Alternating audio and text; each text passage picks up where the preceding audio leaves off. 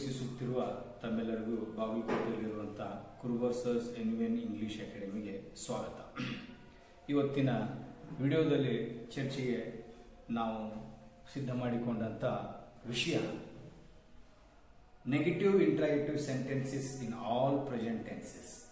ಅಂದರೆ negative sentences ಅಂದರೆ negative interrogative sentence ಅನ್ನು ಪ್ರೆಸೆಂಟ್ ಟೆನ್ಸ್ ನಲ್ಲಿ ಬರುವಂತ ಪ್ರೆಸೆಂಟ್ ಟೆನ್ಸ್ ಮತ್ತು ಇತರ 4 ಟೆನ್ಸ್ಗಳಲ್ಲಿ ಹೇಗೆ ರಚನೆ ಮಾಡೋದು ಇಂಗ್ಲಿಷ್ ವಾಕ್ಯಗಳನ್ನು ಅನ್ನೋ ಚರ್ಚೆ.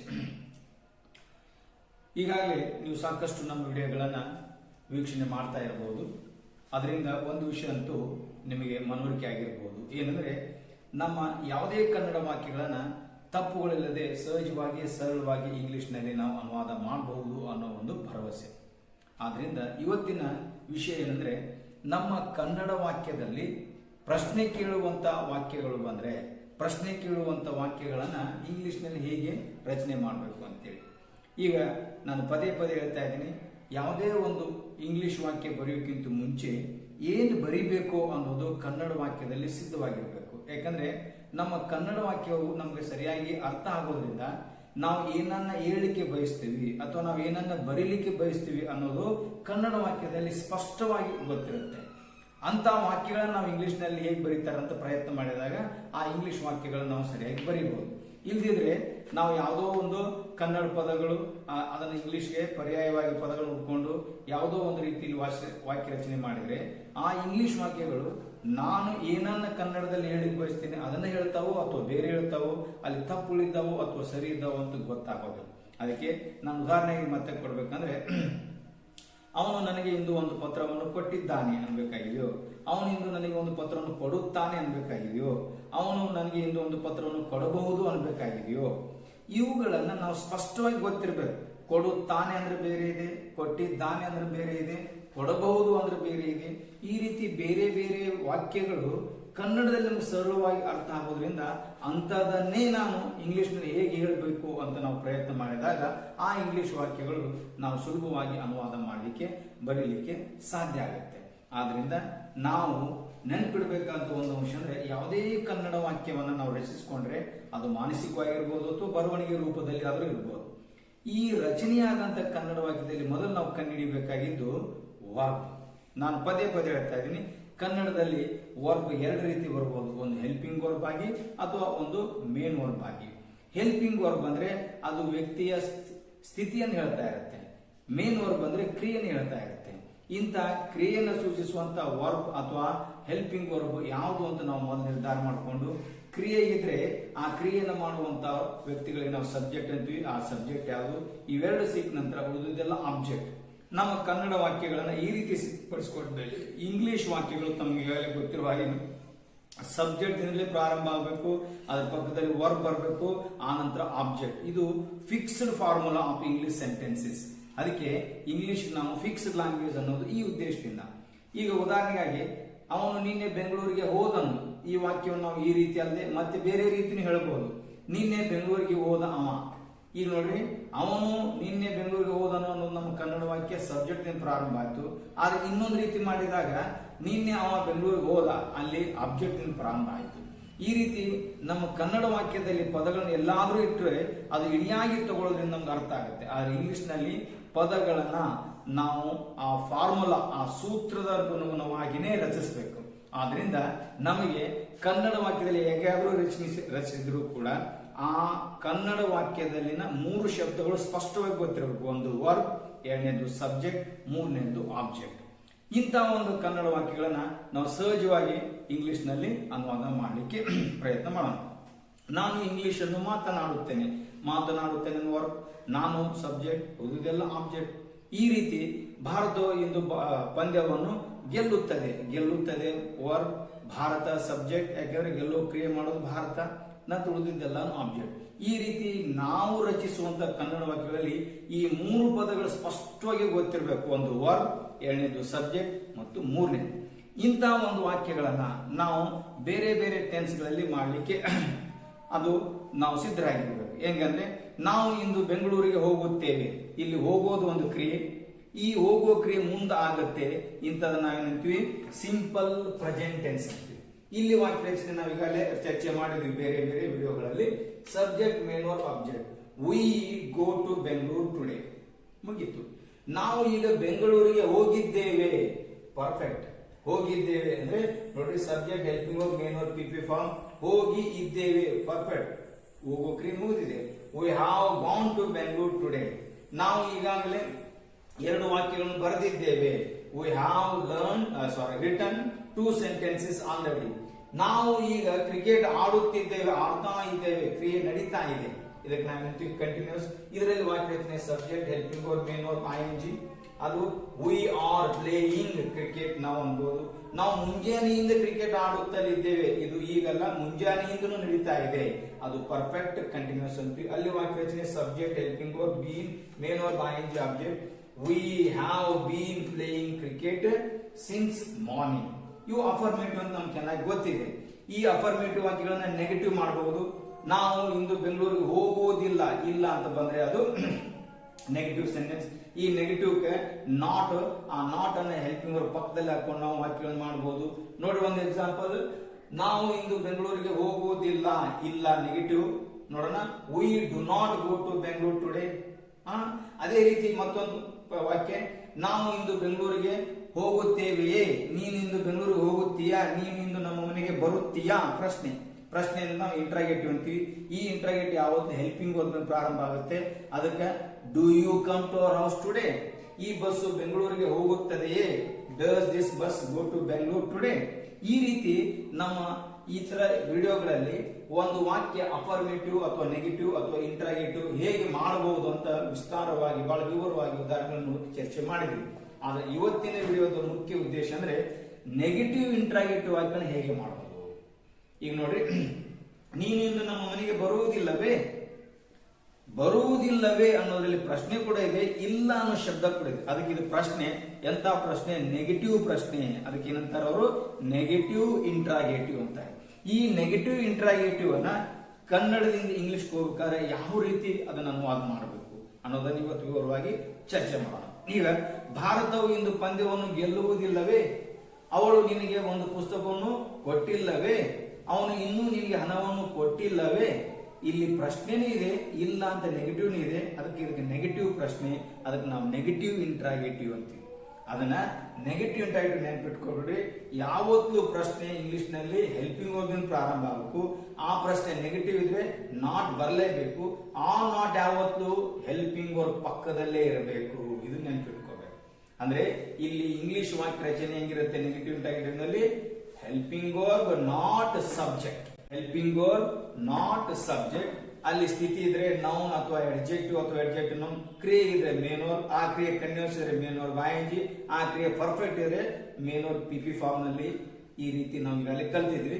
ಇದನ್ನ ಕೆಲವೊಂದು ಉದಾಹರಣೆಗಳು ತಗೊಂಡು ನೋಡೋಣ. ನಾನು ನಿನ್ನ ಗೆಳೆಯನಲ್ಲವೇ, ಕೇಳ್ತೀವಿ ಪ್ರಶ್ನೆ. ನಾನು ನಿನ್ನ ಗೆಳೆಯನಲ್ಲವೇ, ಅವನು ನಿನ್ನ ಸಹೋದರನಲ್ಲವೇ, ಅವಳು ಸುಂದರವಾಗಿಲ್ಲವೇ, ಅವನು ಜಾಣನಿಲ್ಲವೇ, ಇಲ್ಲವೇ. ಪ್ರಶ್ನೆ. ಎಂತ ಪ್ರಶ್ನೆ? ನೆಗೆಟಿವ್ ಪ್ರಶ್ನೆ. ಈಗ ಅದರಲ್ಲಿ ವರ್ಬ್ ನೋಡಿ, ನಾನು ಹೇಳ್ತಾ ಇದ್ದೀನಿ, ನಮ್ಮ ಕನ್ನಡ ವಾಕ್ಯವನ್ನು ಇಂಗ್ಲಿಷ್ ಅನುವಾದ ಮಾಡೋಕ್ಕಿಂತ ಮುಂಚೆ ಆ ಕನ್ನಡ ವಾಕ್ಯದಲ್ಲಿ ವರ್ಬ್ ಗೊತ್ತಿರಬೇಕು. ನಾನು ನಿನ್ನ ಗೆಳೆಯನಲ್ಲವೇ, ಗೆಳೆಯ ಅಲ್ಲವೇ, ಅಲ್ಲವೇ ಅನ್ನೋದು ವರ್ಬ್. ಆದ್ರೆ ಇದು ಹೆಲ್ಪಿಂಗ್ ವರ್ಬ್. ಇಲ್ಲಿ ಕ್ರಿಯೆ ಇಲ್ಲ. ನಾನು ನಿನ್ನ ಗೆಳೆಯನಲ್ಲವೇ ಅನ್ನೋ ಪ್ರಶ್ನೆ, ನಾನು ಏನಿದ್ದೇನೆ ಅಂತ ಕೇಳ್ತಾ ಇದ್ದೀನಿ. ಅವನು ಕವಿ ಅಲ್ಲವೇ, ಅವನು ವೈದ್ಯನಲ್ಲವೇ, ಏನು ಅಲ್ಲವೇ ಅಂತ ಕೇಳ್ತಾ ಇದ್ದೀನಿ. ಅವನು ಏನಿದ್ದಾನೆ? ವೈದ್ಯ. ಅದ್ರ ಬಗ್ಗೆ ಪ್ರಶ್ನೆ, ವೈದ್ಯ ಇದ್ದಾನೆಯೇ, ಇಲ್ಲವೇ. ಈ ರೀತಿ ನೆಗೆಟಿವ್ ಇಂಟ್ರಾಗೇಟಿವ್ ಹೆಲ್ಪಿಂಗ್ ವರ್ಬ್ ಇಂದ ಪ್ರಾರಂಭ ಆಗಬೇಕು. ಅದ್ರ ಪಕ್ಕದಲ್ಲಿ ನಾಟ್ ಇರಬೇಕು. ನಂತರ ಸಬ್ಜೆಕ್ಟ್ ಸ್ಥಿತಿ ಇದ್ದಂತ ಅದಕ್ಕೆ ಹೆಲ್ಪಿಂಗ್ ವರ್ಬ್ ಅಂತೀವಿ. ಅಲ್ಲಿ ನೌನ್ ಅಥವಾ ಅಡ್ಜೆಕ್ಟಿವ್ ಅಥವಾ ಅಡ್ಜೆಕ್ಟಿವ್ ನೌನ್ ಅಥವಾ ಪ್ರಿಪೋಷನ್ ನೌನ್ ಬರಬಹುದು. ಅದಕ್ಕೆ ನಾನು ನೋಡ್ರಿ ಆಮಂಟ್ ಐ ಅ ಪೋಯೆಟ್. ಇಲ್ಲಿ ಹೆಲ್ಪಿಂಗ್ ವರ್ಬ್ ಪಕ್ಕದಲ್ಲಿ ನಾಟ್ ಕೂಡಿಸಿ ಬರಬೇಕು, ಶಾರ್ಟ್ ಫಾರ್ಮ್ ನಲ್ಲೇ ಇರಬೇಕು. ಇದನ್ನ ನೆನಪಿಟ್ಕೊಳ್ಬೇಕು.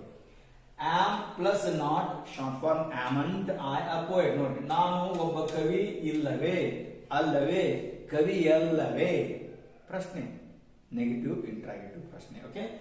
ಆರ್ಂಟ್ ಯು ಹ್ಯಾಪಿ, ನೀನು ಸಂತೋಷವಾಗಿ ಇಲ್ಲವೇ. ಹೆಲ್ಪಿಂಗ್ ವರ್ಬ್ ಇದೆ. ನೀನು ಸಂತೋಷವಾಗಿ ಇಲ್ಲವೇ, ಹೇಗೆ ಇಲ್ಲವೇ, ಸಂತೋಷವಾಗಿ ಇಲ್ಲವೇ. ಇಲ್ಲಿ ಸ್ಥಿತಿ ಇದೆ, ಕ್ರಿಯೆ ಇಲ್ಲ. Isn't she in the room, ಅವಳು ಕೋಣೆಯಲ್ಲಿ ಇಲ್ಲವೇ ಇಲ್ಲವೇ ಕ್ರಿಯೆ ಇಲ್ಲಿ ಸ್ಥಿತಿ ಅವಳು ಎಲ್ಲಿ ಇಲ್ಲವೇ ಅಂತ ಕೇಳ್ತಾ ಇದೆ. ಅದಕ್ಕೆ ನೆಗೆಟಿವ್ ಇಂಟ್ರಾಗೇಟಿವ್ ಯಾವತ್ತು ನೆನ್ಪಿಟ್ಕೊಳ್ರಿ, ಹೆಲ್ಪಿಂಗ್ ವರ್ಬ್ ಬರಬೇಕು, ಪಕ್ಕದಲ್ಲಿ ನಾಟ್ ಇರಲೇಬೇಕು. ಆ ನಂತರ ಸಬ್ಜೆಕ್ಟ್ ಅಲ್ಲಿ ಸ್ಥಿತಿ ಇರೋದ್ರಿಂದ ನೌನ್ ಅಥವಾ ಕ್ರಿಯೆ ಇಲ್ಲದೆ ಇದ್ದಂತ ಸ್ಥಿತಿಯಲ್ಲಿ ನಾವು ನೌನ್ ಅಥವಾ ಹೆಲ್ಪಿಂಗ್ ಅಡ್ಜೆಕ್ಟಿವ್ ಅಥವಾ ಪ್ರಿಪೋಷನ್ ನೌನ್ ತಗೊಳ್ತೀವಿ. ಇನ್ನು ಮುಂದೆ ತಮಗೆ ಬಹಳಷ್ಟು ಪರಿಚಯ ಇರುವಂತ ಮಾಡಲೇಬೇಕು ಅಂತ ಕುತೂಹಲವನ್ನು ಹೊಂದಿದ ವಾಕ್ಯಗಳು ಪ್ರಾರಂಭ ಆಗ್ತವೆ. ಅಂದ್ರೆ ಕ್ರಿಯೆ. ನೀನು ಇಂದು ಬೆಂಗಳೂರಿಗೆ ಹೋಗುವುದಿಲ್ಲವೇ ವರ್ಬ್. ಹೋಗೋದು ಒಂದು ಕ್ರಿಯೆ, ಅದಕ್ಕೆ ಇದು ಮೇನ್ ವರ್ಬ್. ಇಲ್ಲಿ ಪ್ರಶ್ನೆ ಇದೆ, ಹೋಗುವುದಿಲ್ಲವೇ, ನೀನು ಇಂಗ್ಲಿಷ್ ಮಾತನಾಡುವುದಿಲ್ಲವೇ, ಅವಳು ಇಂಗ್ಲಿಷ್ ಬರೆಯುವುದಿಲ್ಲವೇ, ಪ್ರಶ್ನೆಗಳಿವೆಲ್ಲ. ಈ ಪ್ರಶ್ನೆಗಳಿಗೆ ನೆಗೆಟಿವ್ ಇರೋದ್ರಿಂದ ಆ ನೆಗೆಟಿವ್ ಪ್ರಶ್ನೆಗಳು ಹೆಲ್ಪಿಂಗ್ ವರ್ಬ್ ನಾಟ್ ಇಂದಲೇ ಪ್ರಾರಂಭ ಆಗಬೇಕು, ಸಬ್ಜೆಕ್ಟ್ ಬರಬೇಕು, ನಂತರ main verb object question mark. ಯಾಕಂದ್ರೆ ನೀನು ಇಂದು ಬೆಂಗಳೂರಿಗೆ ಹೋಗುವುದಿಲ್ಲವೇ, ಹೋಗುವ ಮುಂದಿನ ಕ್ರಿಯೆ ಬಗ್ಗೆ ಪ್ರಶ್ನೆ ಇದೆ. ಇದಕ್ಕೆ ನಾವು ಸಿಂಪಲ್ ಪ್ರೆಸೆಂಟ್ ಟೆನ್ಸ್ ಅಂತೀವಿ. ಈ ಸಿಂಪಲ್ ಪ್ರೆಸೆಂಟ್ ವಾಕ್ಯ ರಚನೆ subject main verb object affirmative. ಆದ್ರೆ ನೆಗೆಟಿವ್ ಇಂಟ್ರಾಗೇಟಿವ್ ನಲ್ಲಿ helping verb not subject main verb object. ನೋಡ್ರಿ, ಡೋಂಟ್ ಐ ಸ್ಪೀಕ್ ಇಂಗ್ಲಿಷ್, ನಾನು ಇಂಗ್ಲಿಷ್ ಮಾತನಾಡುವುದಿಲ್ಲವೇ, ಅಥವಾ ಇನ್ನೊಂದು ಸ್ವಲ್ಪ ಚೆನ್ನಾಗಿ ಅರ್ಥ ಆಗ್ಬೇಕಂದ್ರೆ don't I speak English well, ನಾನು ಇಂಗ್ಲಿಷ್ ಅನ್ನು ಚೆನ್ನಾಗಿ ಮಾತನಾಡುವುದಿಲ್ಲವೇ. ಆದ ಕಾರಣ ನಾ ಇಂಗ್ಲಿಷ್ ಚಲೋ ಮಾತಾಡಂಗಿಲ್ಲನು. ಮಾತನಾಡು ಕ್ರಿಯೆ ಮೇನ್ ವರ್ಡ್, ಅದ್ರ ಪ್ರಶ್ನೆ ಮಾತಾಡುವುದಿಲ್ಲವೇ, negative interrogative helping verb not. ಇಲ್ಲಿ ಸಿಂಪಲ್ ಪ್ರೆಸೆನ್ಸ್ ನಲ್ಲಿ ಬಳಸುವಂತ ಹೆಲ್ಪಿಂಗ್ ವರ್ಬ್ಸ್ ಡೂ ಮತ್ತು ಡಸ್. ಈ ಹೆಲ್ಪಿಂಗ್ ವರ್ಬ್ ಸಬ್ಜೆಕ್ಟ್ ಸಂಬಂಧಪಡುತ್ತೆ. ಸಬ್ಜೆಕ್ಟ್ ಪ್ಲೂರಲ್ ಇದ್ರೆ ಡೂ, ಸಿಂಗ್ಯುಲರ್ ಇದ್ರೆ ಡಸ್. ಅದರ ಮುಂದೆ not short form don't, do not ಅಂತ ಅನ್ಬಾರ್ದು. Don't I speak English well. ಇದನ್ನೇ ಇಂಗ್ಲಿಷ್ ದಿಂದ ನಾವು ಕನ್ನಡ ಬರೆಯಬೇಕಾದ್ರೆ ಹೆಲ್ಪಿಂಗ್ ವರ್ಬ್ಗೆ ಮೀನಿಂಗ್ ಇರಂಗಿಲ್ಲ. ಅದು ಮೀನಿಂಗ್ ಬರಬೇಕಾದ್ರೆ ವಾಕ್ಯದಲ್ಲಿ ಮೇನ್ ವರ್ಬ್ ಇದ್ದಾಗ ಮೇನ್ ವರ್ಬ್ ಕೂಡ್ಸ್ಕೊಂಡಾಗ ಬರುತ್ತೆ. ಅದೇ ಹೆಲ್ಪಿಂಗ್ ವರ್ಬ್ ಅಲ್ಲಿ ಮೇನ್ ವರ್ಬ್ ಇಲ್ಲ, ಅವಾಗ ಹೆಲ್ಪಿಂಗ್ ವರ್ಬ್ ಮೀನಿಂಗ್ ಇರುತ್ತೆ, ಸ್ವತಂತ್ರವಾದ ಅರ್ಥ ಇರುತ್ತೆ. ಆದ್ರೆ ಇಲ್ಲಿ ಡೂಕ್ ಮೀನಿಂಗ್ ಇಲ್ಲ, ಅದು ಮೀನಿಂಗ್ ಬರೋದು ವರ್ಬ್ ಜೊತೆ ಕೂಡಿಸಿದಾಗ. Don't speak ಮಾತನಾಡುವುದಿಲ್ಲವೇ. ಅದೇ ಎರಡನೇ ನೋಡ್ರಿ, don't you speak English well, ನೀನು ಇಂಗ್ಲಿಷ್ ಅನ್ನು ಚೆನ್ನಾಗಿ ಮಾತನಾಡುವುದಿಲ್ಲವೇ. ನೋಡ್ರಿ, ಡೋಂಟ್ ಸ್ಪೀಕ್ ಮಾತನಾಡುವುದಿಲ್ಲವೇ.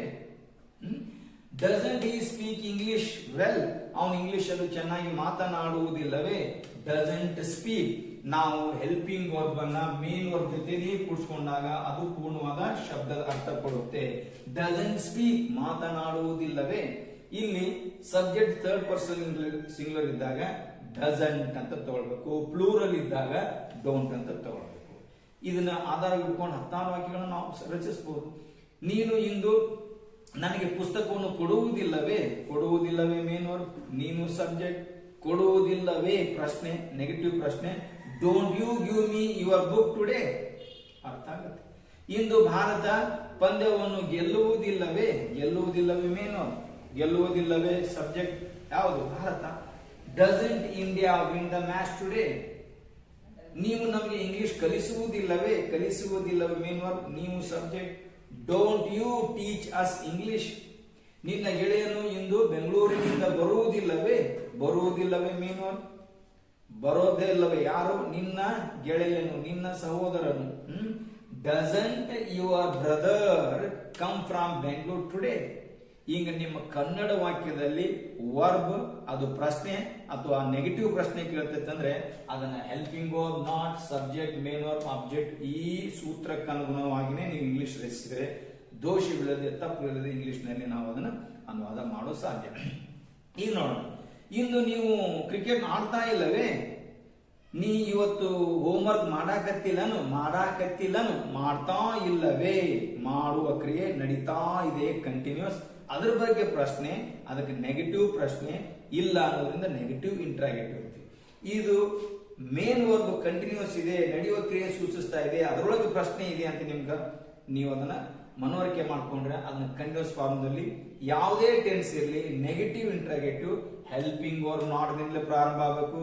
ಅಲ್ಲಿ ಸಬ್ಜೆಕ್ಟ್ ನಂತರ ಮೇನ್ ವರ್ಬ್ ಅದು ಕಂಟಿನ್ಯೂಸ್ ಇರೋದ್ರಿಂದ ING ನಂತರ ಆಬ್ಜೆಕ್ಟ್ ಕ್ವಶನ್ ಮಾರ್ಕ್ ಪ್ರಶ್ನೆ ಇರೋದ್ರಿಂದ ಅದೇನಾಗುತ್ತೆ ನೋಡಿ.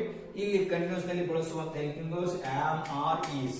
ನೋಡೋಣ, amn't I speaking English now, ನಾನು ಈಗ ನಾನು ಈಗ ಇಂಗ್ಲಿಷ್ ಮಾತಾಡ್ತಾ ಇಲ್ಲವೇ. ನೋಡ್ರಿ, ಆಮಂಟ್ ಸ್ಪೀಕಿಂಗ್ ಹೆಲ್ಪಿಂಗ್ ವರ್ಬ್ ಅನ್ನ ಮೇನ್ ವರ್ಬ್ ಜೊತೆ ಕೂಡಿಸ್ಕೊಂಡೇ ಕನ್ನಡ ತಗೋಬೇಕು. ಮಾತನಾಡುತ್ತಿಲ್ಲವೇ ಅನ್ನೋದು ಒಂದು ಕನ್ನಡ. ಈ ಒಂದು ಕನ್ನಡ ಶಬ್ದಕ್ಕೆ ಅವರು ಬಳಸಿದ ಪದಗಳು ಆಮಂಟ್ ಸ್ಪೀಕಿಂಗ್, ಎರಡು ಪದಗಳು. ಈ ರೀತಿ ನಾವು ಇಂಗ್ಲಿಷ್ ಅನ್ನ ಕನ್ನಡದಲ್ಲಿ aren't you speaking English now, ನೀನು ಈಗ ಇಂಗ್ಲಿಷ್ ಮಾತನಾಡುತ್ತಿಲ್ಲವೇ, ಮಾತಾಡ್ತಾ ಇಲ್ಲವೇ. Aren't speaking. Okay, isn't he speaking English now, ಅವನು ಈಗ ಇಂಗ್ಲಿಷ್ ಮಾತಾಡ್ತಾ ಇಲ್ಲವೇ. ಈಸಂಟ್ ಸ್ಪೀಕಿಂಗ್, ಮಾತಾಡುತ್ತಿಲ್ಲವೇ. ಇದನ್ನ ಆಧಾರ ಇಟ್ಕೊಂಡು ನಾವು ಸಾಕಷ್ಟು ಕನ್ನಡ ಪದಗಳನ್ನ, ಪ್ರಶ್ನೆ ಕೇಳುವಂತ ಪದಗಳನ್ನ ಇಂಗ್ಲಿಷ್ ನಲ್ಲಿ ವಾಕ್ಯ ರೂಪದಲ್ಲಿ ಕಟ್ಕೊಳ್ಬಹುದು. ಅವರು ನಿಮಗೆ ಈಗ ಸಹಾಯ ಮಾಡುತ್ತಿಲ್ಲವೇ, ನಿನ್ನ ತಂದೆ ನಿನಗೆ ಈಗ ಸಹಾಯ ಮಾಡುತ್ತಿಲ್ಲವೇ, ನಿನ್ನ ಗೆಳೆಯರು ನಿನಗೆ ಸಹಾಯ ಮಾಡುತ್ತಿಲ್ಲವೇ. ಸಹಾಯ ಮಾಡುತ್ತಿಲ್ಲವೇ, ಮಾಡ್ತಾ ಇಲ್ಲವೇ ಮೇನ್ ವರ್ಬ್. ಯಾರು? ನಿನ್ನ ಗೆಳೆಯರು, plural subject. Aren't your friends helping you now. ನೋಡಿ, ಸಾಕಷ್ಟು ವಾಕ್ಯ ಕಟ್ಕೊಳ್ಬಹುದು. ಯಾವುದೇ ಕನ್ನಡ ವಾಕ್ಯ ಕಟ್ಟಲಿಕ್ಕೆ ಮುಖ್ಯವಾಗಿ ಬೇಕಿರೋದು ವರ್ಬ್. ಆ ವರ್ಬ್ ಕ್ರಿಯೆಯನ್ನು ಸೂಚಿಸ್ತಾ ಇದ್ರೆ ಮೇನ್ ವರ್ಬ್, ಅದು ಕಂಟಿನ್ಯೂಸ್ ಇಲ್ಲ ಅನ್ಸಿದ್ರೆ ಪ್ರೆಸೆಂಟ್ ಕಂಟಿನ್ಯೂಸ್ ಟೆನ್ಸ್ ಅಂತ ನಾವು ಅದನ್ನ ಮಾಡ್ಕೊಳ್ಳೋದು. ನಂತರ ನೋಡಿ, ಅವನು ನಿನಗೆ ಇನ್ನೂ ಹಣವನ್ನು ಕೊಟ್ಟಿಲ್ಲವೇ, ನೀನು ಅವಳನ್ನು ಇನ್ನೂ ಮರೆತಿಲ್ಲವೇ, ಮರೆತು ಇಲ್ಲವೇ. Perfect tense. ಈ ಪರ್ಫೆಕ್ಟ್ ಟೆನ್ಸಿನ ಪ್ರಶ್ನೆ. ಆ ಪ್ರಶ್ನೆ ಯಾವುದು? Helping verb, not subject, main verb. Perfect ಇದ್ದಾಗ ಮೇನ್ ವರ್ಬ್ ಗೆ PP ಫಾರ್ಮ್, ನಂತರ ಆಬ್ಜೆಕ್ಟ್ ಪ್ರಶ್ನೆ. ಇಲ್ಲಿ ಬಳಸುವಂತ ಹೆಲ್ಪಿಂಗ್ ವರ್ಬ್ಸ್ ಹ್ಯಾವ್ ಮತ್ತು ಹ್ಯಾಸ್. ನೋಡೋಣ. Haven't I spoken English today. ನೋಡ್ರಿ, ನಾನು ಇಂದು ಇಂಗ್ಲಿಷ್ ಮಾತನಾಡಿಲ್ಲವೇ. ಹ್ಯಾವಂಟ್ ಸ್ಪೋಕನ್ ಕೂಡಿಸ್ಬೇಕು, ಮಾತನಾಡಿಲ್ಲವೇ. Haven't you spoken English today, ನೀನು ಇಂದು ಇಂಗ್ಲಿಷ್ ಮಾತನಾಡಿಲ್ಲವೇ. Hasn't he spoken English today, ಅವನು ಇಂದು ಇಂಗ್ಲಿಷ್ ಮಾತನಾಡಿಲ್ಲವೇ. ಹ್ಯಾಸಂಟ್ ಸ್ಪೋಕನ್, ಮಾತನಾಡಿಲ್ಲವೇ. ಹ್ಯಾಸಂಟ್ ಗಾನ್, ಹೋಗಿಲ್ಲವೇ. ಹ್ಯಾಸಂಟ್ ಗಿವನ್, ಕೊಟ್ಟಿಲ್ಲವೇ. ಈಗ ನೂರಾರು ವಾಕ್ಯಗಳನ್ನು ಕೊಟ್ಕೊಳ್ಬಹುದು.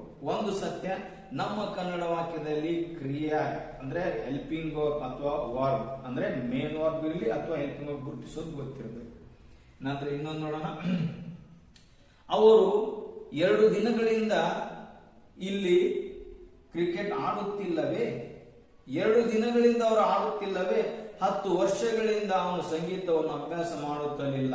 ಇದು ನಾವು ಸಹಜವಾಗಿ ಹೆಂಗ್ ಮಾತಾಡ್ತಿರ್ತಾರೆ, 10 ವರ್ಷ ಆತ್ ನೋಡ್ರಿ ಅವ ಮ್ಯೂಸಿಕ್ ಪ್ರಾಕ್ಟೀಸ್ ಮಾಡಾಕತ್ತಿಲ್ಲ. ಆದ್ರೆ ವ್ಯಾಕರಣಬದ್ಧವಾಗಿ 10 ವರ್ಷಗಳಿಂದ ಅವನು ಸಂಗೀತವನ್ನು ಅಭ್ಯಾಸ ಮಾಡುತ್ತಲಿಲ್ಲ. ಇದಕ್ಕೇನಿತ್ತು ನಾವು ಪರ್ಫೆಕ್ಟ್ ಕಂಟಿನ್ಯೂಸ್. ಇಲ್ಲಿ ವಾಕ್ಯ ರಚನೆ ನೆಗೆಟಿವ್ ಇಂಟರಾಗೇಟಿವ್ ಇದ್ರೆ helping verb, not subject, been, main verb, I N G, object. ನೋಡಿ ಏನಾಗುತ್ತೆ. Haven't I been speaking English since 2010. ನೋಡಿ, ನಾನು 2010ರಿಂದ ಇಂಗ್ಲಿಷ್ ಮಾತನಾಡುತ್ತಲಿಲ್ಲವೇ. ಹ್ಯಾವಂಟ್ ಬೀನ್ ಸ್ಪೀಕಿಂಗ್, ಮಾತನಾಡುತ್ತಲೇ ಇಲ್ಲವೇ. Haven't I been speaking English for 2 years. ನೋಡ್ರಿ, ಇದನ್ನ ಯು ಮಾಡ್ಕೊಳ್ಳೋಣ. ಹ್ಯಾವಂಟ್ ಯು, ನೀನು 2 ವರ್ಷಗಳಿಂದ ಇಂಗ್ಲಿಷ್ ಮಾತನಾಡುತ್ತಲಿಲ್ಲವೇ. ಹ್ಯಾವಂಟ್ ಬೀನ್ ಸ್ಪೀಕಿಂಗ್ ಕೂಡಿಸಿ ತಗೊಳ್ಬೇಕು. Okay. Hasn't he bean speaking English for 2 days. ಅವನು 2 ದಿನಗಳಿಂದ ಇಂಗ್ಲಿಷ್ ಅನ್ನು ಮಾತನಾಡುತ್ತಲಿಲ್ಲವೇ. 2 ತಿಂಗಳುಗಳಿಂದ ಮಳೆ ಬರುತ್ತಲಿಲ್ಲವೇ. Hasn't rain been coming for 2 months. ಅದನ್ನ ಇನ್ನೊಂದು ರೀತಿ ಹೇಳ್ಬೋದು, hasn't it been raining for 2 months. ಅವರು ನಿಮಗೆ 2 ವರ್ಷಗಳಿಂದ ವರ್ಗಗಳನ್ನು ತೆಗೆದುಕೊಳ್ಳುತ್ತಿಲ್ಲವೇ. ಇಂಗ್ಲಿಷ್ ಅನ್ನು ಕಲಿಸುತ್ತಲಿಲ್ಲವೇ ಮೇನು. ಅವರು subject. Haven't they, haven't he, haven't you been teaching English to them for 2 months. ನೀನು ಅವರಿಗೆ 2 ತಿಂಗಳಿಂದ ಇಂಗ್ಲಿಷ್ ಕಲಿಸುತ್ತಲಿಲ್ಲವೇ. ಈ ರೀತಿ ಕೇವಲ ಕನ್ನಡ ವಾಕ್ಯದಲ್ಲಿ ನಾವು ವರ್ಬ್ ಹಿಡ್ಕೊಂಡು ಆ ವರ್ಬ್ ಹೆಲ್ಪಿಂಗ್ ವರ್ಬ್ ಇದ್ರೆ ಪ್ರೆಸೆಂಟ್ ನಲ್ಲಿ, ಮೇನ್ ವರ್ಬ್ ಇದ್ರೆ ಅದನ್ನ ಸಿಂಪಲ್ ಅಥವಾ ಕಂಟಿನ್ಯೂಸ್ ಅಥವಾ ಪರ್ಫೆಕ್ಟ್ ಕಂಟಿನ್ಯೂಸ್ ನಲ್ಲಿ ನಾವು ನೆಗೆಟಿವ್ ಇಂಟರಾಗೇಟಿವ್ ಅನ್ನ ಹೆಲ್ಪಿಂಗ್ ವರ್ಬ್ ನಾಟ್ ಪ್ರಾರಂಭ ಮಾಡಿ ವಾಕ್ಯಗಳನ್ನ ಇಂಗ್ಲಿಷ್ ನಲ್ಲಿ ಸರಿಯಾಗಿ ರಚನೆ ಮಾಡ್ಕೊಳ್ಳೋದು ಸಾಧ್ಯ ಇದೆ. ಇದನ್ನ ಇನ್ನೊಂದು ರೀತಿಯಾಗಿ ಬಹಳ ಶಾರ್ಟ್ಕಟ್ ಮೆಥಡ್ ನಲ್ಲಿ ನಾವು ಕಲಿಯೋ ಪ್ರಯತ್ನ ಮಾಡೋಣ. ಹೆಲ್ಪಿಂಗ್ ಆರ್ ನಾಟ್ ಸಬ್ಜೆಕ್ಟ್ ಸ್ಥಿತಿ ಇದ್ದಾಗ ಅಲ್ಲಿ ಕ್ರಿಯೆ ಇರೋದಿಲ್ಲ, ಅವಾಗ ನೌನ್ ಅಥವಾ ಅಡ್ಜೆಕ್ಟಿವ್ ತಗೊಂಡಿರ್ತೀವಿ. ಅವಾಗ ನೋಡಿ, ಅವನು ಕವಿ ಅಲ್ಲವೇ, ಅವನು ನಿನ್ನ ಗೆಳೆಯನಲ್ಲವೇ, ಅದು ನಿಮ್ಮ ನಾಯಿ ಅಲ್ಲವೇ? ಪ್ರಶ್ನೆ. ಆ ನಾಯಿ ಅಲ್ಲವೇ ಕ್ರಿಯೆ ಇಲ್ಲಿ ಸ್ಥಿತಿ ಇದೆ. ಅವಾಗ ನೋಡಿ ಏನಾಗುತ್ತೆ, ಆಮಂಟ್ ಐ, ನಾನು ಇಲ್ಲವೇ, ಅಲ್ಲಿ ಮುಂದೆ ತೋರಿ ನಾನು ನಿನ್ನ ಗೆಳೆಯನಲ್ಲವೇ, ಅಲ್ಲವೇ ಹೆಲ್ಪಿಂಗ್ ವರ್ಬ್, ನಾನು ಸಬ್ಜೆಕ್ಟ್, ಇದು ಸ್ಥಿತಿ ಇರೋದ್ರಿಂದ ಅದಕ್ಕೆ helping verb not short form ಮತ್ತು ಸಬ್ಜೆಕ್ಟ್. ನಂತರ ಸಬ್ಜೆಕ್ಟ್ ನಂತರ ನೀವು ನೌನ್ ಅಥವಾ ಏನಿದೆಯೋ ಅದನ್ನು ತಗೊಳ್ಬಹುದು. ಈ ಸದ್ಯದಲ್ಲಿ ಹೇಳಿದ್ರೆ ಇಲ್ಲವೇ, ಆಮಂಟ್ ಇಲ್ಲವೇ, ಆರಂಟ್ ಇಲ್ಲವೇ, ಈಸಂಟ್ ಇಲ್ಲವೇ. ನಾವು ಕನ್ನಡ ಕ್ರಿಯಾಪದಗಳನ್ನು ನೆಗೆಟಿವ್ ಇಂಟ್ಯಾಗ್ಗಳೊಳಗೆ ನೋಡಿದ್ರೆ ಎಲ್ಲಾ ಸಂದರ್ಭದಲ್ಲಿ ಇಲ್ಲವೇ ಇಲ್ಲವೇ ಇಲ್ಲವೇ ಬರುತ್ತೆ. ಇದು ನೆಗೆಟಿವ್ ಇಂಟ್ಯಾಗಿಟ್ಟು ಹೆಲ್ಪಿಂಗ್ ವರ್ಬ್ ನಾಟ್ ದಿಂದಲೇ ವಾಕ್ಯ ಪ್ರಾರಂಭ ಆಗಬೇಕು. ಆದ್ರೆ ಆ ಹೆಲ್ಪಿಂಗ್ ವರ್ಬ್ ನಿರ್ಧಾರ ಆಗೋದು ಸಬ್ಜೆಕ್ಟಿನ ಮೇಲೆ. ಸಬ್ಜೆಕ್ಟ್ ಆ ಇದ್ದಾಗ ಆಮಂಟ್ ಅಂದಾಗನೇ ಇಲ್ಲವೇ, ಸಬ್ಜೆಕ್ಟ್ ಯು ಇದ್ದಾಗ ಆರಂಟ್ ಅಂದಾಗನೇ ಇಲ್ಲವೇ ಮೀನಿಂಗ್ ಕೊಡುತ್ತೆ. ಅದೇ ಸಬ್ಜೆಕ್ಟ್ ಸಿಂಗುಲರ್ ಇದ್ದಾಗ ಈಸಂಟ್, ಈಸಂಟ್ ಶಿ ಅವಳು ಇಲ್ಲವೇ, ಈಸಂಟ್ ಹಿ ಅವನು ಇಲ್ಲವೇ, ಈಸಂಟ್ ಇಟ್ ಅದು ಇಲ್ಲವೇ, ಅದು ನಿನ್ನ ಪ್ರಾಣಿ ನಿಮ್ಮ ನಾಯಿ ಅಲ್ಲವೇ, ಅದು ಪುಸ್ತಕ ಅಲ್ಲವೇ, ಈಸಂಟ್ ಇಟ್ ಯುವರ್ ಬುಕ್. ಈ ರೀತಿ ನೋಡ್ರಿ, ಆಮಂಟ್ ಇಲ್ಲವೇ, ಆರಂಟ್ ಇಲ್ಲವೇ, ಈಸಂಟ್ ಇಲ್ಲವೇ. ಇದು ಸಬ್ಜೆಕ್ಟ್ ಗೆ ಆಧಾರವಾಗಿ ಹೆಲ್ಪಿಂಗ್ ವರ್ಬ್ ಅನ್ನು ತಗೊಳ್ಬೇಕು. ಅದೇ ನೋಡೋಣ, ಸಿಂಪಲ್ ಪ್ರೆಸೆಂಟ್ ನಲ್ಲಿ ಇದೆ ವಾಕ್ಯ, ಕ್ರಿಯೆ ಇದೆ, ಮುಂದೆ ನಡೆಯುವ ಕ್ರಿಯೆ ಇದೆ. ಅವಾಗ helping verb not subject main verb. ಹೆಂಗೆ? ಡೋಂಟ್ ಐ ಸ್ಪೀಕ್, ನಾನು ಮಾತಾಡುವುದಿಲ್ಲವೇ. ಡೋಂಟ್ ಯು ಸ್ಪೀಕ್, ನೀನು ಮಾತಾಡುವುದಿಲ್ಲವೇ. ಡಸಂಟ್ ಹಿ ಸ್ಪೀಕ್, ಅವನು ಮಾತಾಡುವುದಿಲ್ಲವೇ. ಇಲ್ಲಿ ನೋಡಿ ಕನ್ನಡದಲ್ಲಿ ಮಾತನಾಡುವುದಿಲ್ಲವೇ, ಡೋಂಟ್ ಯು ಸ್ಪೀಕ್ ಮಾತನಾಡುವುದಿಲ್ಲವೇ, ಡಸಂಟ್ ಹಿ ಸ್ಪೀಕ್ ಮಾತನಾಡುವುದಿಲ್ಲ. ಇಲ್ಲಿ ಮೂರೂ ಕೂಡ first person, second person, third person ನಾವು ಬರ್ದಿದ್ರು ಕೂಡ ಕನ್ನಡದಲ್ಲಿ ಮಾತನಾಡುವುದಿಲ್ಲವೇ, ಮಾತನಾಡುವುದಿಲ್ಲವೇ, ಮಾತನಾಡುವುದಿಲ್ಲವೇ ಮೂರೂ ಒಂದೇ ಆಗ್ತವೆ. ಆದ್ರೆ ಇದು ನೆಗೆಟಿವ್ ಟೈಟ್ ಅನಿಸಿದಾಗ ಹೆಲ್ಪಿಂಗ್ ವರ್ಬ್ ಬರಲೇಬೇಕು. ಆ ಹೆಲ್ಪಿಂಗ್ ವರ್ಬ್ ನಿರ್ಧಾರ ಆಗೋದು ಸಬ್ಜೆಕ್ಟ್ ಅನ್ನ ತಗೊಂಡು. Subject first person second person ಇದ್ರೆ don't, subject third person singular ಇದ್ರೆ ಡಸಂಟ್. ಇದು ನೆನ್ಪಿಟ್ಕೋಬೇಕು. ಡೋಂಟ್ ಸ್ಪೀಕ್ ಮಾತಾಡುವುದಿಲ್ಲವೇ, ಡೋಂಟ್ ಸ್ಪೀಕ್ ಮಾತಾಡುವುದಿಲ್ಲವೇ, ಡಸಂಟ್ ಸ್ಪೀಕ್ ಮಾತಾಡುವುದಿಲ್ಲ. ಈ ಹೆಲ್ಪಿಂಗ್ ವರ್ಬ್ ನಾಟ್ ನಂತರ ಮೇನ್ ವರ್ಬ್ ಬರುತ್ತೆ. ಹೆಲ್ಪಿಂಗ್ ವರ್ಬ್ ಮತ್ತು ಮೇನ್ ವರ್ಬಿನ ಮಧ್ಯದಲ್ಲಿ ನಾವು ಸಬ್ಜೆಕ್ಟ್ ಇಡ್ತಾ ಹೋಗ್ಬೇಕು. ಅವನು ಬರುವುದಿಲ್ಲವೇ, ಡಸಂಟ್ ಹೀ ಕಮ್. ಅವನು ಮಾತನಾಡುವುದಿಲ್ಲವೇ, ಡಸಂಟ್ ಹೀ ಸ್ಪೀಕ್. ನೀನು ಬರುವುದಿಲ್ಲವೇ, ಡೋಂಟ್ ಯು ಕಮ್. ಅದೇ ಕಂಟಿನ್ಯೂಸ್ ಇದ್ರೆ ನೋಡ್ರಿ, ಮಾತನಾಡುತ್ತಿಲ್ಲವೇ, ಹೋಗುತ್ತಿಲ್ಲವೇ, ಕಲಿಯುತ್ತಿಲ್ಲವೇ. ಈ ರೀತಿ ನೆಗೆಟಿವ್ ಇಂಟಾಗಿಟ್ಟು ಕಂಟಿನ್ಯೂಸ್ ಆಗಿದ್ರ ಯಾವುದೇ ಇರಲಿ ಹೆಲ್ಪಿಂಗ್ ವರ್ಬ್ ನಾಟ್ ಬರಲೇಬೇಕು. ಸಬ್ಜೆಕ್ಟ್ ಅದು ಕಂಟಿನ್ಯೂಸ್ ಇದ್ದಾಗ ಮೇನ್ ವರ್ಬಿಗೆ ಐನ್ ಹಚ್ಕೋಬೇಕು. ನೋಡೋಣ, ಆಮಂಟ್ ಐ ಸ್ಪೀಕಿಂಗ್, ನಾನು ಮಾತನಾಡುತ್ತಿಲ್ಲವೇ, ಆಮಂಟ್ ಸ್ಪೀಕಿಂಗ್ ಮಾತನಾಡುತ್ತಿಲ್ಲವೇ. ಆರಂಟ್ ಸ್ಪೀಕಿಂಗ್, ನೀನು ಮಾತನಾಡುತ್ತಿಲ್ಲವೇ. ಈಸಂಟ್ ಈ ಸ್ಪೀಕಿಂಗ್, ಅವನು ಮಾತನಾಡ್ತಾ ಇಲ್ಲವೇ. ಒಂದು ನೆನಪಿಟ್ಕೊಳ್ಳೋಣ, ನೆಗೆಟಿವ್ ಟೈಪ್ ಇದ್ರೆ ಹೆಲ್ಪಿಂಗ್ ವರ್ಬ್ ನಾಟ್ ನಂತರ ಮೇನ್ ವರ್ಬ್, ಈ ಮಧ್ಯದಲ್ಲಿ ಹೆಲ್ಪಿಂಗ್ ವರ್ಬ್ ಮತ್ತು ಮೇನ್ ವರ್ಬ್ ಮಧ್ಯದಲ್ಲಿ ಸಬ್ಜೆಕ್ಟ್ ಇಟ್ಕೋಬೇಕು. ಅದಕ್ಕೆ ಪೂರಕವಾಗಿ ಹೆಲ್ಪಿಂಗ್ ವರ್ಬ್ ಅನ್ನು ನಾವು ನಿರ್ಧಾರ ಮಾಡ್ಕೋಬೇಕು. ಅದೇ ನೋಡಿ, ಅವನು ಇನ್ನೂ ಹಣವನ್ನು ಕೊಟ್ಟಿಲ್ಲವೇ, ಪರ್ಫೆಕ್ಟ್. ಪ್ರಶ್ನೆ, helping verb not subject main verb P form perfect ನಲ್ಲಿ. ಹ್ಯಾವಂಟ್ ಐ ಸ್ಪೋಕನ್, ನಾನು ಮಾತಾಡಿಲ್ಲವೇ, ಹ್ಯಾವಂಟ್ ಸ್ಪೋಕನ್ ಮಾತಾಡಿಲ್ಲವೇ. ಹ್ಯಾವಂಟ್ ಯು ಸ್ಪೋಕನ್, ನೀನು ಮಾತಾಡಿಲ್ಲವೇ, ಹ್ಯಾವಂಟ್ ಸ್ಪೋಕನ್ ಮಾತಾಡಿಲ್ಲವೇ. ಹ್ಯಾಸಂಟ್ ಈ ಸ್ಪೋಕನ್, ಅವನು ಮಾತಾಡಿಲ್ಲವೇ. ನೋಡಿ, ಹ್ಯಾವಂಟ್ ಸ್ಪೋಕನ್ ಮಾತಾಡಿಲ್ಲವೇ, ಹ್ಯಾವಂಟ್ ಸ್ಪೋಕನ್ ಮಾತಾಡಿಲ್ಲವೇ, ಹ್ಯಾಸಂಟ್ ಸ್ಪೋಕನ್ ಮಾತಾಡಿಲ್ಲವೇ. ಮೂರು ಒಂದೇ, ಆದ್ರೆ ನಿರ್ಧಾರ ಆಗೋದು ಸಬ್ಜೆಕ್ಟ್ ಹೆಲ್ಪಿಂಗ್ ವರ್ಬ್ ಮೇಲೆ. ಇಲ್ಲಿ ಫಸ್ಟ್ ಪರ್ಸನ್ ಸೆಕೆಂಡ್ ಪರ್ಸನ್ ಮತ್ತು ಪ್ಲೂರಲ್ ಇದ್ದಾಗ haven't, singular third person singular ಇದ್ದಾಗ ಹ್ಯಾಸಂಟ್. ಇದನ್ನ ನೆನಪಿಟ್ಕೊಳ್ಬೇಕು. ಸರಳವಾದ ನೆಗೆಟಿವ್ ಇಂಟೆಕ್ಟ್ ಇದ್ರೆ ಹೆಲ್ಪಿಂಗ್ ವರ್ಬ್ ನಾಟ್ ಸಬ್ಜೆಕ್ಟ್ ಬರಬೇಕು, ಕ್ರಿಯೆ ಇದ್ರೆ ಮೇನ್ ವರ್ಬ್ ಬರಬೇಕು, ಸ್ಥಿತಿ ಇದ್ರೆ ನೌನ್ ಅಥವಾ ಅಡ್ಜೆಕ್ಟಿವ್ ಅಥವಾ ಪ್ರಿಪೋಸಿಷನ್. ಇನ್ನೊಂದು ವಾಕ್ಯ ನೋಡೋಣ, ಅವರು ಮುಂಜಾನೆಯಿಂದ ನಿನಗಾಗಿ ಕಾಯುತ್ತಲಿಲ್ಲವೇ, ಅವರು 2 ವರ್ಷಗಳಿಂದ ನಿನಗೆ ಸಹಾಯ ಮಾಡುತ್ತಲಿಲ್ಲವೇ, ಇಲ್ಲವೇ. ಭಾರತ 2 ತಿಂಗಳಿಂದ ಪಂದ್ಯಗಳನ್ನು ಗೆಲ್ಲುತ್ತಲಿಲ್ಲವೇ, 2 ತಿಂಗಳುಗಳಿಂದ. Perfect continuous. Saying helping verb not subject being main or ing. ನೋಡೋಣ. Haven't I been speaking? ನೋಡಿ, ನಾನು ಮಾತನಾಡುತ್ತಲಿಲ್ಲವೇ? Haven't you been speaking? ನೀನು ಮಾತನಾಡುತ್ತಲಿಲ್ಲವೇ? Hasn't he been speaking? ಮಾತನಾಡುತ್ತಲಿಲ್ಲವೇ?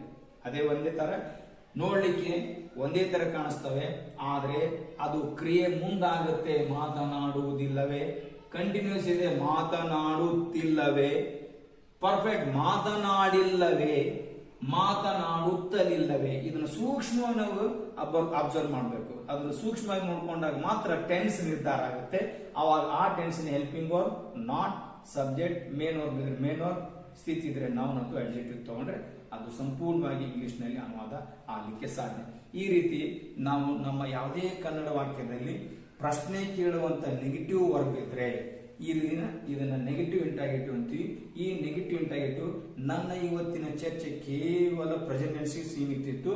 Present tense ಸ್ಥಿತಿ, ಸಿಂಪಲ್ ಪ್ರೆಸೆಂಟ್ ಮುಂದೆ ನಡೆಯುವ ಕ್ರಿಯೆ, ಪ್ರೆಸೆಂಟ್ ಕಂಟಿನ್ಯೂಸ್ ಸದ್ಯ ನಡೀತಾ ಇರೋ ಕ್ರಿಯೆ, ಪ್ರೆಸೆಂಟ್ ಪರ್ಫೆಕ್ಟ್ ಸದ್ಯ ಪೂರ್ಣಗೊಂಡಿರುವ ಕ್ರಿಯೆ, ಪರ್ಫೆಕ್ಟ್ ಕಂಟಿನ್ಯೂಸ್ ಹಿಂದಿನಿಂದ ಈಗಲೂ ನಡೀತಾ ಇರುವಂತ ಕ್ರಿಯೆ. ಇಂಥ ವಾಕ್ಯಗಳಲ್ಲಿ ಪ್ರಶ್ನೆ ಕೇಳುವಂತ ಮೇನ್ ವರ್ಬ್ ನೆಗೆಟಿವ್ ಇಂಟ್ರಾಗೇಟಿವ್ ಇತ್ತಂದ್ರೆ ನಾವು ಈ ರೀತಿ ವಾಕ್ಯಗಳನ್ನು ಮಾಡಬೇಕು. ಮತ್ತೊಮ್ಮೆ ಹೇಳಲಿಕ್ಕೆ ಇಷ್ಟಪಡ್ತೀನಿ, ಯಾವುದೇ ನೆಗೆಟಿವ್ ಇಂಟ್ರಾಗೇಟಿವ್ ಕನ್ನಡ ವಾಕ್ಯವನ್ನ ಇಂಗ್ಲಿಷ್ ನಲ್ಲಿ ಹೆಲ್ಪಿಂಗ್ ವರ್ಬ್ ನಾಟ್ ದಿಂದಲೇ ಪ್ರಾರಂಭ ಮಾಡಬೇಕು.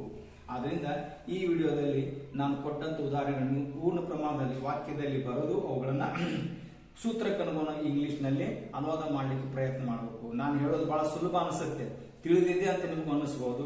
ಅದನ್ನ ನಾವು ಬರಿತಾ ಹೋದಾಗಲೇ ಗೊತ್ತಾಗುತ್ತೆ ತಪ್ಪಿದೆಯೋ ಸರಿ ಇದೆಯೋ ಅಂತ. ಆದ್ರಿಂದ ಈ ರೀತಿ ಈ ವಿಡಿಯೋದಲ್ಲಿ ನಾನು ಹೆಲ್ಪಿಂಗ್ ವರ್ಬ್ ನಾಟ್ ತಗೊಂಡು ನೆಗೆಟಿವ್ ಇಂಟರಾಗೇಟಿವ್ ವಾಕ್ಯಗಳನ್ನ ಇಂಗ್ಲಿಷ್ ಹೇಗೆ ಮಾಡಬೇಕು ಅನ್ನೋದನ್ನ ವಿವರವಾಗಿ ಹೇಳಿದ್ದೀನಿ. ಇದಲ್ಲದೆ ಈ ವಿಡಿಯೋ ಅಲ್ಲದೆ ಅನೇಕ ವಿಡಿಯೋಗಳಲ್ಲಿ ಈಗ ನಾನು ಈ ಒಂದು ವಿಡಿಯೋದಲ್ಲಿ 5 ಟೆನ್ಸ್ಗಳಲ್ಲಿ ಒಂದು ನೆಗೆಟಿವ್ ಇಂಟರಾಗೇಟಿವ್ ವಾಕ್ಯ ಯಾವ ರೀತಿ ನಾವು ರಚಿಸಬಹುದು, ಅದು ಕನ್ನಡದಲ್ಲಿ ಹೇಗಿರುತ್ತೆ ಅಂತ ಹೇಳಿದೆ. ಆದ್ರೆ ನಿಮಗೆ ಇನ್ನೂ ಆಸಕ್ತಿ ಇದ್ರೆ, ಕಲಿಬೇಕು ಅನ್ನೋ ಹಂಬಲ ಮತ್ತು ಅವಕಾಶ ಇದ್ರೆ ನೀವು ನಮ್ಮ ಒಂದೊಂದು ಟೆನ್ಸ್ ನಲ್ಲಿ ಒಂದೊಂದು ವಿಡಿಯೋ ಇದೆ. ಇದಕ್ಕಾಗಿ ಒಂದು ವಿಡಿಯೋ, ಕಂಟಿನ್ಯೂಸ್ ಗಾಗಿ ಒಂದು ವಿಡಿಯೋ, ಪರ್ಫೆಕ್ಟ್ ಗಾಗಿ ಒಂದು ವಿಡಿಯೋ ಮತ್ತು ಪರ್ಫೆಕ್ಟ್ ಹಿಂಗ್ ಒಂದೊಂದು ಟೆನ್ಸ್ ಒಂದೊಂದು ವಿಡಿಯೋ. ಆ ವಿಡಿಯೋಗಳನ್ನು ನೋಡೋದ್ರಿಂದ ಈ ಟೆನ್ಸ್ ನಲ್ಲಿ ಬರುವಂತ 4 ವಾಕ್ಯಗಳನ್ನ ಯಾವ ರೀತಿ ನಾವು ಕಟ್ಕೊಳ್ಬೇಕು ನಿಮ್ಗೆ ಮನದಟ್ಟ ಆಗುತ್ತೆ. ಆದ್ರಿಂದ ನಮ್ಮ ಬೇರೆ ಬೇರೆ ವಿಡಿಯೋಗಳನ್ನ ನೀವು ನೋಡೋ ಮೂಲಕ ನಿಮ್ಮ ಇಂಗ್ಲಿಷ್ ನ ವೃದ್ಧಿ ಮಾಡ್ಕೊಳ್ಬಹುದು. ಮತ್ತು ಇದರ ಜೊತೆಗೇನೆ ನೀವು ವಿಡಿಯೋಗಳನ್ನ ನೋಡೋದ್ರ ಜೊತೆಗೇನೆ ಆಫ್ಲೈನ್ ಕ್ಲಾಸ್ ನೀವು ಕ್ಲಾಸ್ ಬೇಕಾಗಿದ್ರೆ ಕೊಟ್ಟಿರಿ ತಗೊಳ್ಬಹುದು. ಇಷ್ಟು ಹೇಳ್ತಾ ನಮ್ಮ ಈ ವಿಡಿಯೋ ನಿಮ್ಗೆ ಇಷ್ಟ ಆಗಿದ್ರೆ ಲೈಕ್ ಮಾಡಿ, ಅದನ್ನ ಶೇರ್ ಮಾಡಿ ಮತ್ತು ನಮ್ಮ ಚಾನಲ್ಗೆ ಅದನ್ನ ಸಬ್ಸ್ಕ್ರೈಬ್ ಮಾಡ್ಕೊಳ್ಳಿ.